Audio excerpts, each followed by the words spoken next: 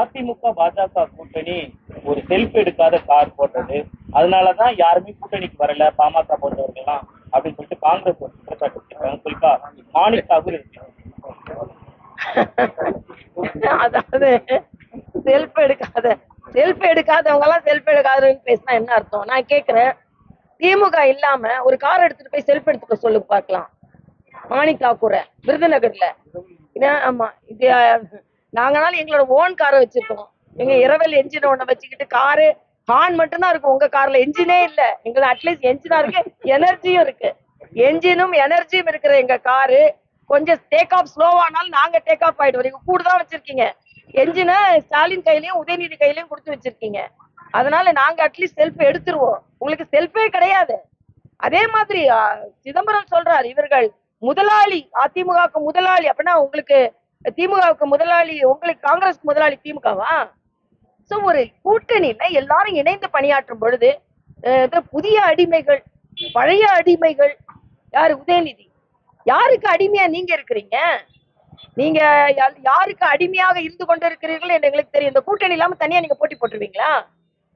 இது ஒரு இன்னொரு அரசியல் கட்சியை முதல் மதிக்க கற்றுக்கொள்ளுங்கள். இன்னொரு கட்சிக்கும் தொண்டர்கள் இருக்கிறார்கள், அந்த கட்சிக்கும் தலைவர்கள் இருக்கிறார்கள். அடிமைன்னு சொன்னா என்ன அர்த்தம்?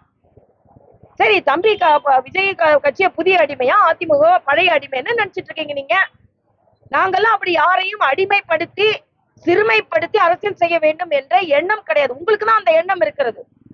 அதனால இன்னைக்கு விடுதலை சிறுத்தைகள் புலம்பிக்கிட்டு இருக்காங்க, எங்களை மாதிரி போராட்டம் பண்ண முடியல, கொடியேற்ற முடியலன்னு. இங்க துப்புரவு தொழிலாளர்கள் மீது அடக்குமுறை ஏவப்பட்டிருக்கிற கம்யூனிஸ்ட் என்ன செய்யறாங்க? அடங்கி கிடக்கிறார்கள், வெட்டி பாம்பாய் அடங்கி கிடக்கிறார்கள். சொன்னா கோபம் வருது. அதனால இன்றைய காலகட்டத்துல பாரதிய ஜனதா கட்சி, தேசிய ஜனநாயக கூட்டணி, அண்ணன் எடப்பாடி அவர்கள் தலைமையில நேற்று கூட மன்சுக் மாண்டவிய மிக தெளிவாக சொல்லிவிட்டார். அங்கே தேசிய ஜனநாயக கூட்டணிக்கு அண்ணன் ரங்கசாமி தான் தலைவர். நாங்க ஒரு கூட்டணி என்று இருந்தால் நாங்கள் அந்த நியாயத்தை நாங்கள் கடைபிடிப்போம். அப்படின்னா ஒண்ணு அங்க பாரதிய ஜனதா கட்சி பலவீனமா இருக்குன்னு அர்த்தமா? இல்ல.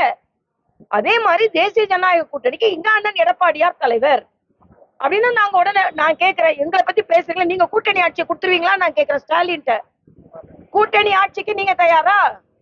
ஸ்டாலின் உடனே காலி பண்ணி துணை முதலமைச்சர் பதவியை திருமாவளவனுக்கு கொடுத்துருவாரா? பட்டியலின மக்களுக்கு நீங்க பாதுகாவலன்னு சொல்லி கொண்டு இருக்கிறீர்களே, ஏன் செல்வ பிறந்தகை கொடுக்கறது?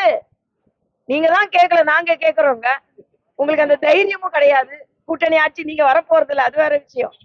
மத்தவங்களை குத்திக்கிட்டே இருக்கீங்களே தவிர அடிமை கிடிமைன்னு மற்ற உங்க கூட்டணி கட்சிகள் அடிமையா தானே இருக்காங்க, பேச கூட பயப்படுறாங்க.